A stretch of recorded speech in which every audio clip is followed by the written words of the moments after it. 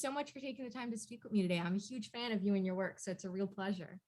Really? Well, thank you for spending so many hours watching me emote. Um, yeah. You are great in this series, so I am so excited to speak with you about it. But I have to know what initially attracted you to the project. What initially attracted me, it was a very interesting sort of thing that happened because I guess it was basically right around this time last year that I got the part, and it sort of came very quickly, and my team basically came to me and said like, "Hey, what do you think about Atlanta?" And I was like, "Oh, I really want to go there. I've never really spent any time there." And they're like, "Cool, pack your bags because you're going to be there for 5 months." And it was really only, I got to sit with the pilot and then read.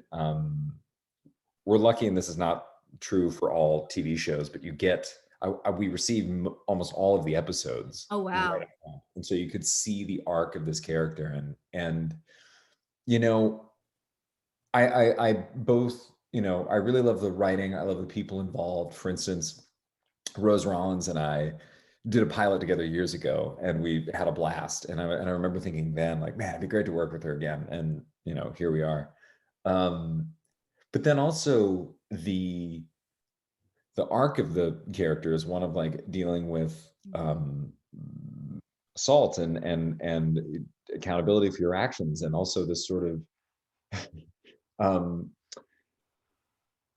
I mean, there's no way to talk about this series and not talk about the thing that, you know, gave me any sort of notoriety as an actor, which was playing, Ezra Fitz, who was a teacher who had an affair with a student, which, you know, at the time that series was like, ooh, fun and sexy. And this is not that. It is very much, it's still very engrossing. And there are, moments of sexiness, if you will, but it mainly tackles this sort of thing of like how we view power and how we view responsibility and accountability and who, um, and justice. And so that was something that I wanted to explore, and like what happens to somebody in this position, and how do you empathize with that? Because I think that's very hard to do, especially in light of everything that has come out over the past couple of years with Me Too, and how men and women, but I think honestly mostly women are treated um, and are abused through what they believe is consent, but is often not, and it's just an abuse of power, and that was something that I wanted to explore in earnest, as opposed to just sort of for sex appeal, which I think was sort of the last show.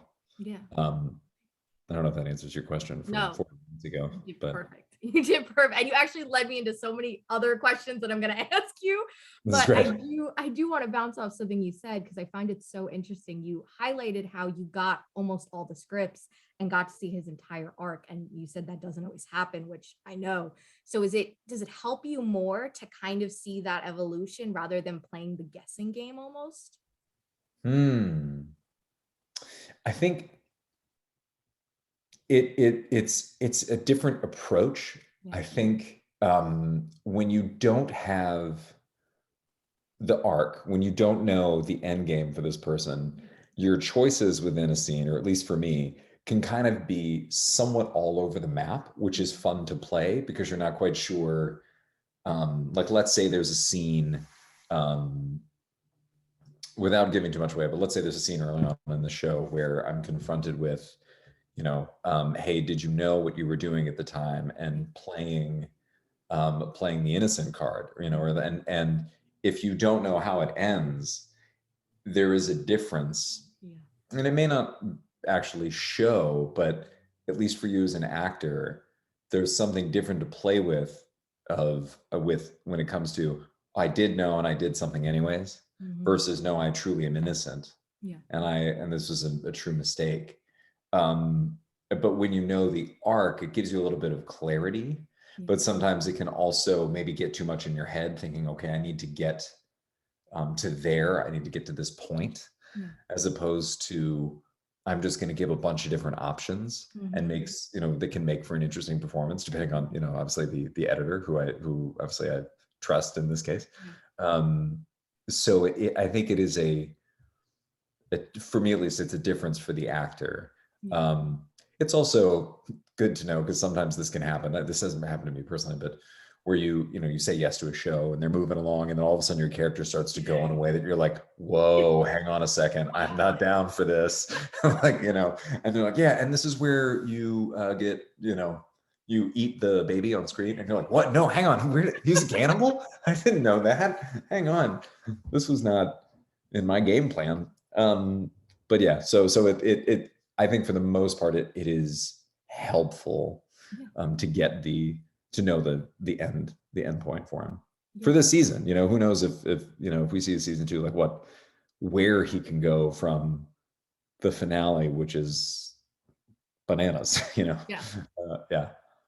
definitely. I got to watch a few episodes, and the pilot immediately hooked me.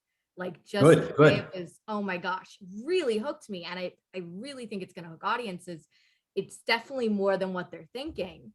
Yes, knock on what I got you. Definitely more than what they're thinking. What can you tease for the rest of the season? Is it just going to keep, throwing us, because that ending for the pilot, without saying too much, it was just, I was like, whoa, that was not what I was expecting. That got me too. And by the end, I was sort of guessing everything that I like. You start to read. Maybe this is the cynical actor in me, but like you start to read scripts and you're like, all right, okay, so this person's gonna, and then he turns out to be a piece of crap, and then it would kind of switch. I'm like, oh, okay, wait a minute, and your calculus is off. And I think Rose and I actually would talk about this on set, that there was always this,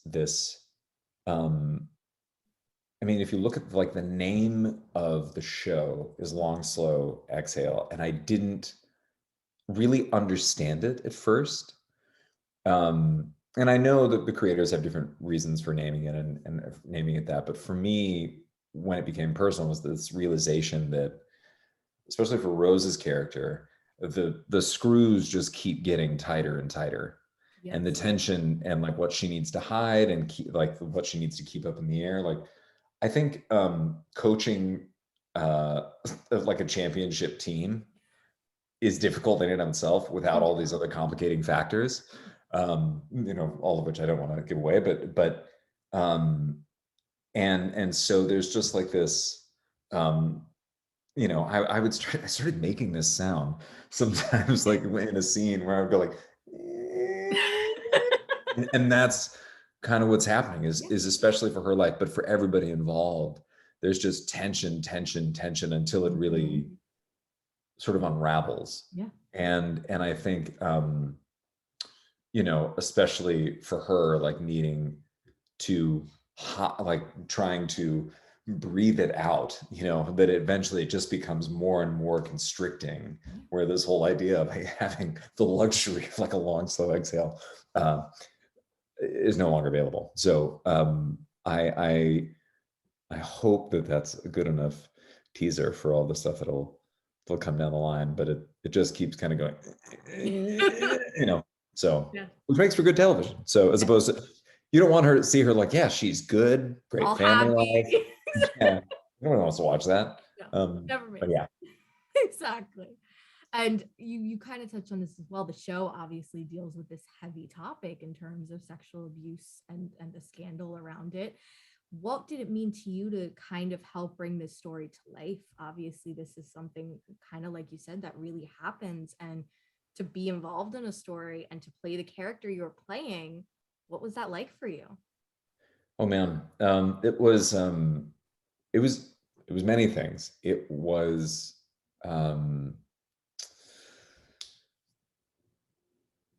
to be, because I think I wouldn't call him the bad guy. I'm not the antagonist necessarily in this show. I think everybody, and this was something that Pam was very adamant about, is that everybody is human and everybody's actions are justified.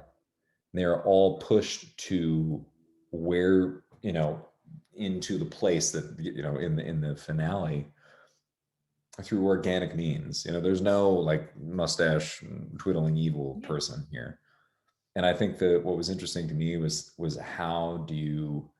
um, how do I justify it myself, you know, this guy's actions, and without sort of just doing the sort of actory cop out, which is like, oh, he's crazy or he's evil or something sort of cheap like that. You know, how do you come to a place of, I genuinely thought what I was doing was okay, and that is the scariest thing. We want to. There were times when Rose and I would be talking, and it was clear like we were basically sort of standing up for our characters. But I'd say something, she's like, "Well, no," but I was like, "Well, no," but and actually, that's kind of what we would love to inspire conversation while also, you know, entertaining people. But we want, um, you know, if there's like our image, the image that I have in my mind is like there's a couple, you know, watching this,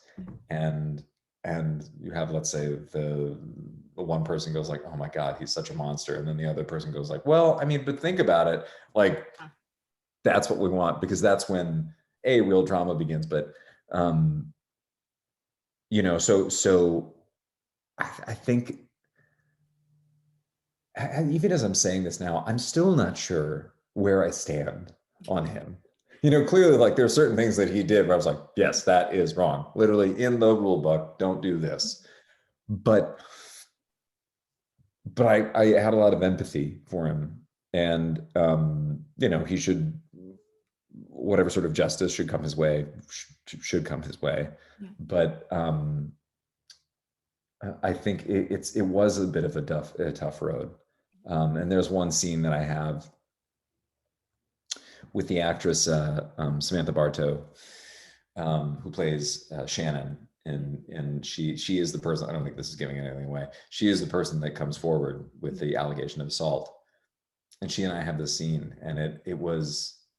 I found myself like really almost overacting it at times, because I didn't want to actually sit in it.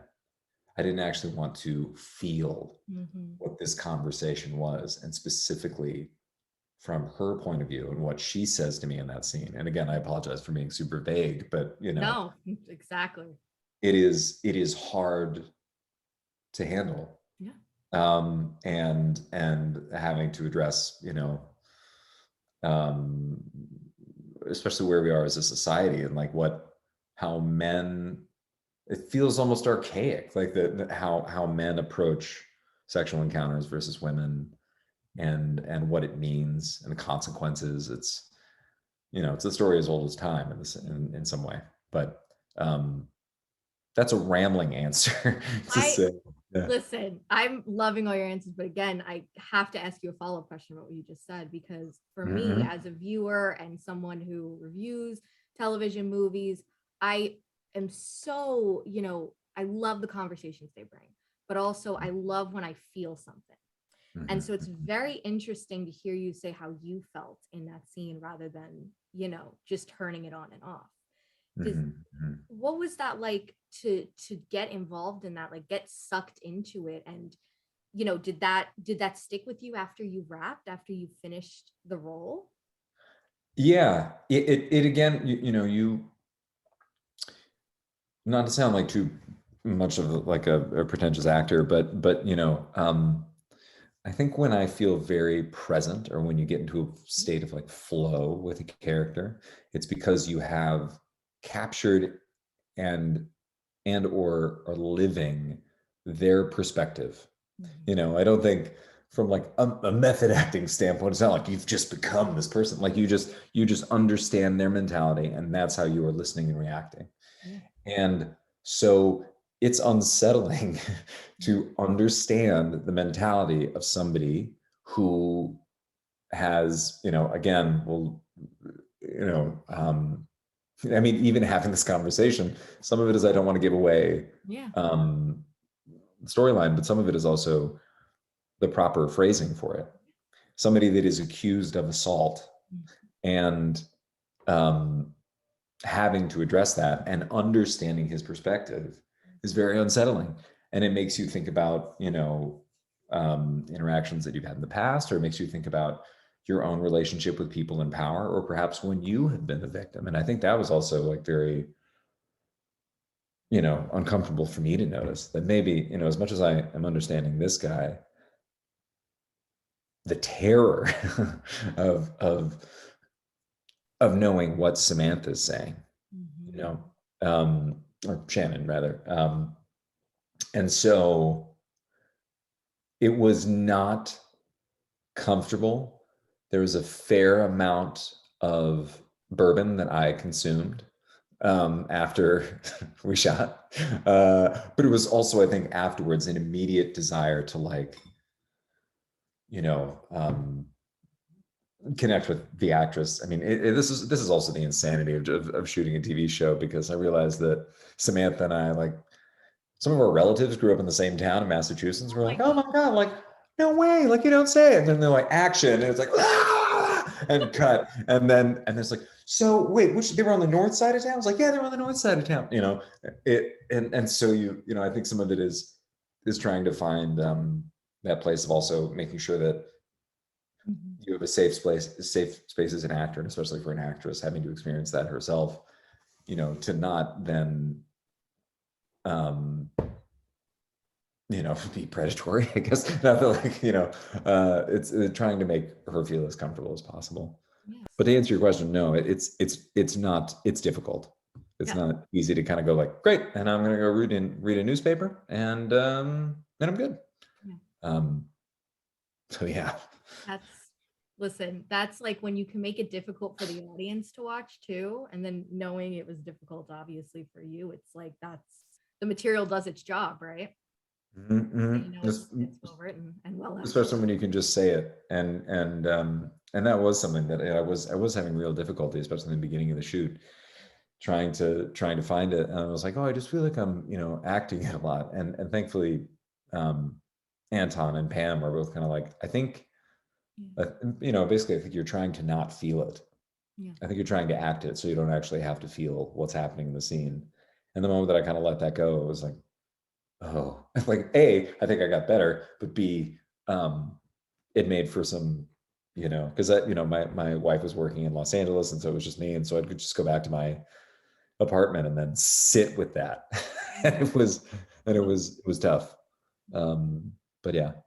You needed to turn on a good comfort comedy after that, right? I think I watched a lot of Marvel.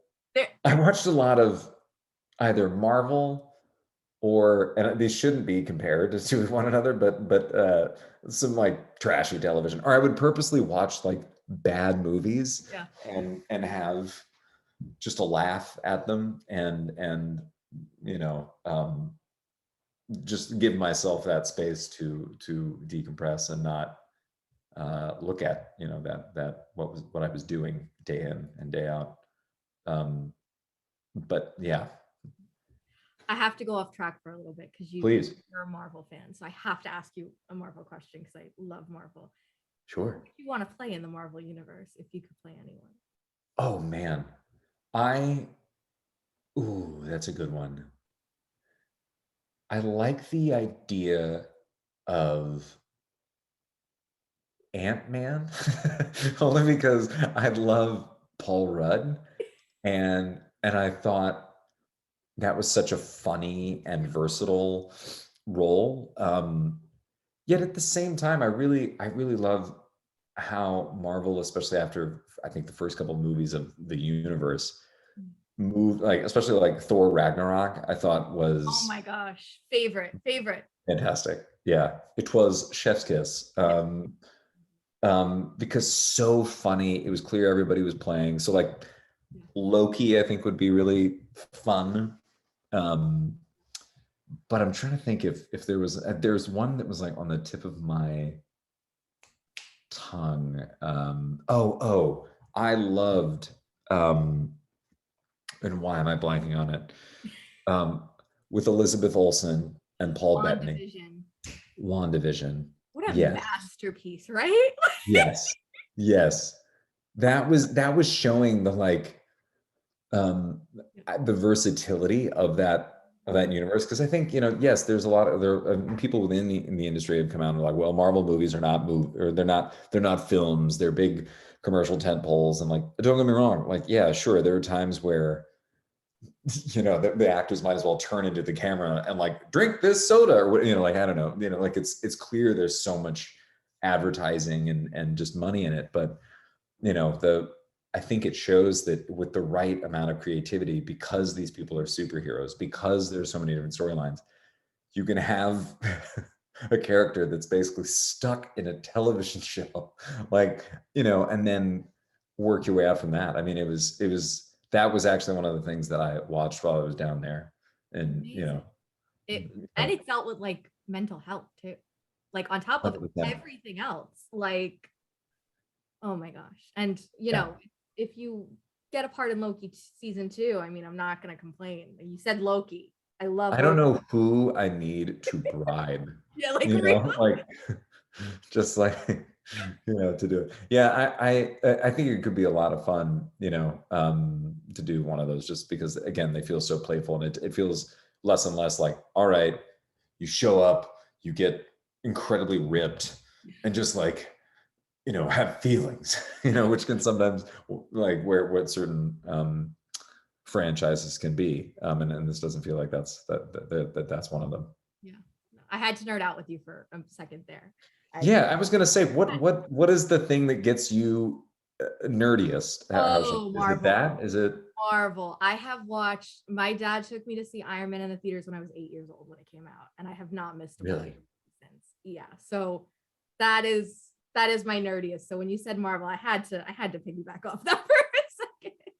I think that, and I think it's funny how movies, can really hook us and drive us into a lifetime pursuit. I remember, I think one of the first movies that really hit me, like with the full impact, and knowing even then, like, I want to do this somehow, was my dad took me out of school to see, I guess it was opening day, or yeah, because we couldn't go at night. So it was like the first showing at some random theater in Virginia where I grew up, of Jurassic Park. Love. Oh my gosh. Yep. It was yes, it was terrifying, because I think it was also pretty young. Like, to see people getting eaten by T-Rexes is probably a little scarring, but like, I remember thinking, even then, like, it was how entertaining it was, how engrossing the story was, and how, even in the sort of fantastical situation where dinosaurs have come back to life, that there was very human element. I also remember thinking Jeff Goldblum, like, Oh my gosh. Yeah. how do you say a line like that? Like, he's able to take dialogue and just elevate it in a way that's pretty magical. And I remember thinking even then, like, I'm going to do this, But yeah, that was my nerdy thing. I love that. Well, I have to say also, talking about, media and entertainment like that, PLO was like that for me. I mean, Really?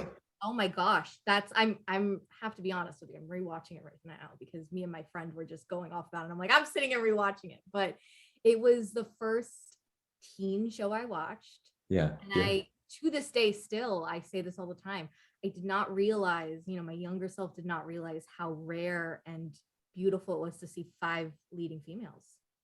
Yeah. I did not realize it until obviously I watched other shows and saw the difference. But it was like, that was a huge part of my life that I just was like, wow, I felt like I learned about so many things through PLL, and it was kind of crazy how media can do that. I mean, it's magical in that sense. And I am also, I was completely spoiled with that show, in the sense that it was, well, a couple things. I think it was maybe season 3, or no, maybe 2, where we lost a bunch of, like, either funding or advertising dollars. And the whole thing was that there was a relationship that was inappropriate, and that's all that we really heard. And I was like, oh, well, of course, like, the guy with the student, like, yeah, I can see that's a little bit racy and it wasn't that.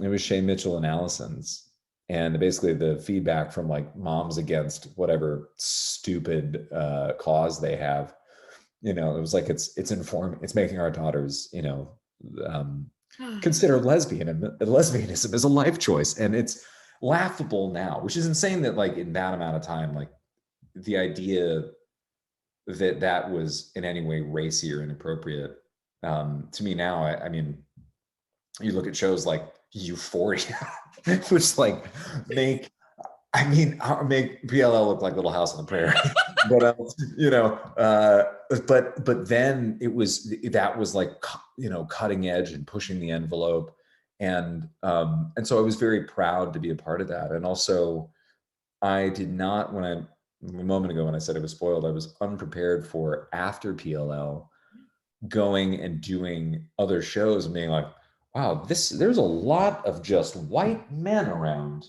Like, you know, because it was, that show was pretty much run by women. And you know, there's Marlene King, and then you had Lisa Cochran, the showrunner, and then you had the 5 leads, and you know, I was practically, you know, the piece of meat in the sweater vest off to the side, you know, and then going elsewhere and realizing, oh no, it is still predominantly, you know, male oriented and run, which I do think that that is changing a lot, but and has made leaps and bounds in a very short amount of time, but still, you know, we go a little further.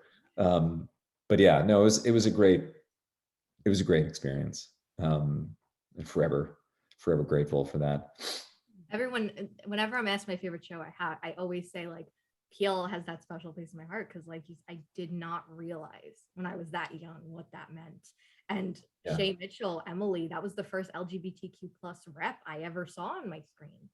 Yeah. It was Yeah. insane. And I have to imagine for you also kind of how you said like how far we've come, how far your career has come, and seeing all the different, you know, changes since then. It must be so Yeah. crazy, and you know, in a good way, but you know, seeing how we've progressed. Yeah.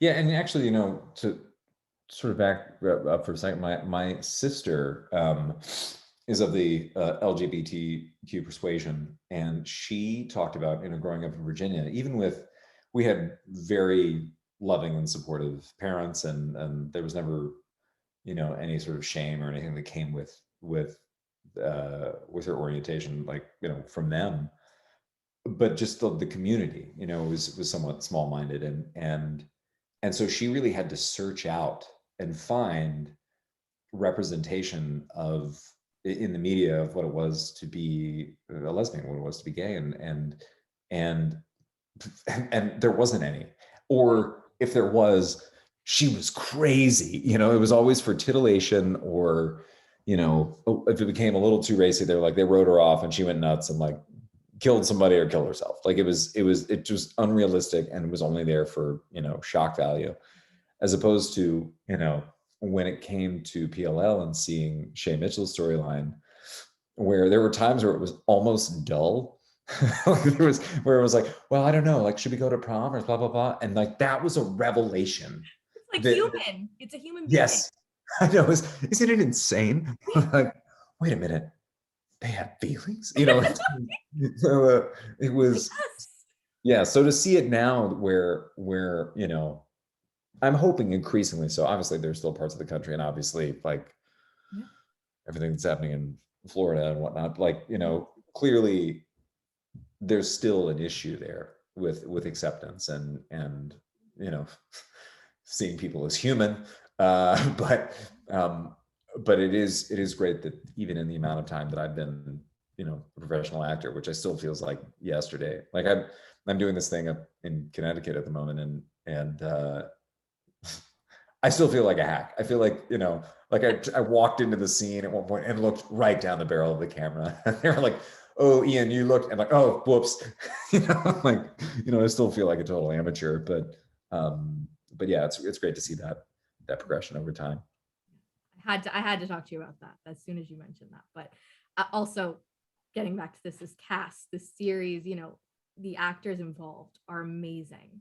Yeah. What was it like on that set? What was it like? You know, you said you got to reunite with Rose. What was that vibe like? You know, building that trust, obviously for serious storylines as well, but just bonding with the cast, I would imagine. Oh, so I mean, so many great stories. I had actually worked with both Rose and Josh Lucas before, um, and because I was basically glorified background in Ford versus Ferrari, and but my scene where one of several where I spoke that were cut. I'm not bitter, but the or with Josh, and so you know, basically, the pandemic hit. I hadn't worked for like 15 months just because of the pandemic, Yeah. and my very first scene back, like as an actor, was this long scene was with Famke and Josh. And of course, I'm kind of freaking out. I haven't really been in front of a camera in a while, and and I was also thinking like, he's a movie star, and probably doesn't remember, one of the generic, straight to DVD Kennedy looking motherfuckers that was from in Ford versus Ferrari, and very first day I walk in, he was like, "Ian, great to see you again, man. Like how, and like remembered all these details from and was really lovely.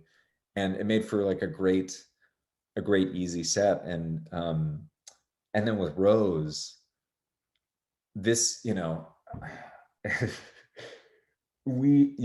relationship that she and I have over the course of the show gets progressively more heated and antagonistic, and things start to unravel pretty quickly. The one issue is we are very friendly and buddies with each other, to the point where there was this one like really heavy scene towards the end of the series. Well, actually, there were a couple that like before that, and I realized like when you go to shoot for the day, the actors, they usually set up the actor chairs like together, so you're they're socializing with the other actors. And I started to notice like my chair was over here, and I didn't see her chair, and I was like, she's not on set or something like that. Like, what? And then like I walk in, she's like, "Hey, how's it going?" And after at one point, I was like, "I'm sorry, Rose, are you avoiding me?" And she like, did I say something? And she burst out laughing because we would have such a good time, and she would like we would try to you try, especially given the material, like we're making each other laugh, and it got to the point where she would be laughing so hard she'd cry, and her makeup would run. And she was like, "I can't do this heavy scene if we're making like poop jokes right beforehand." You know what I mean, Ian? So like I have to separate myself from you because I don't trust you enough to not try and like mess with me. So this is a long way of saying that I'm absurdly unprofessional. So yeah, no, it was especially with her and our scenes together, it was too much fun to an unprofessional degree. Yeah. So hopefully, actually, this part of it's like, I hope that doesn't show. You I hope guys knew what you were doing. Don't worry, it didn't. But knowing that makes it just all the better, honestly. yeah, it was problematic. They were like, "Wait, we need makeup," and after a while, I was like, "Oh God, we're like running behind because they have to keep reapplying her makeup," um, which is great. I do want to just tell you one last thing before I let you go. Yeah, yeah, I got to speak to Keegan Allen recently for Walker. really. For Yes. Walker, yeah. And so I asked him, which of his former PLL stars he would like to see guest star on the show. And your Yeah. name was mentioned. Yeah, in a heartbeat. I had to just let you know, he mentioned that, and then I got it in my head. I'm like, that'd be pretty fun, wouldn't it? I really want to do something. I don't know how. So I get a real sick kick out of trolling my actor friends on Instagram. I don't do it as much because I try and stay off his Instagram as much as humanly possible. But when I'm on, he posted something. I guess it was last season. Like it's not funny, but he basically gets like shot in this one episode, and I would say something like "Thank God, finally," and or something like things that were really sick, or after a while I realized I would just send him DMs that were, because all the things that I wanted to say to him should not be public. And so, yeah, I enjoy razzing Keegan Allen so much, but he's been so supportive and lovely. And as soon as the trailer dropped for Long Till Exhale, he like reposted a bunch, and he's great in Walker, and is so, I think he's found he secretly, like, he grew up in LA, but he secretly is from Texas. Like, that just makes, like, he feels so comfortable. He's clearly like, it feels like such a wonderful set. And so there's part of me that's like, yeah, I'd love to go down and visit him and, be paid to, play with him on screen. Long way of saying, I think that there would be great if, like, oh man, can I be like part of the cartel or something? Can I shoot Keegan Allen? Like, how do I do it? I just want him and I to get into some like fist fight. Yeah. And then probably, have it devolve into like making out or something. No, that's weird. It's too much. He's like a brother to me. I don't think that would fly. But yeah. Anyways, I'm waiting for CW's call. So I'll be fighting for it on my end if I could do anything. yeah, but I had to tell you that because me and him were just dying on the phone. I was like, oh my God, that's the best. So it was so nice to speak with you, Ian. Thank you so much. You too. So much time to speak with me, and huge congrats on the show. I can't wait to watch the rest of this. I have the screeners. I'm going to binge through it this week. I got to watch a few episodes yesterday and just fell into it. And your performance is fantastic. So it was really nice to speak with you, and I hope we speak again soon. Amazing. Thank you. Yes, I would love that. And best of luck. And thank you for such a wonderful chat.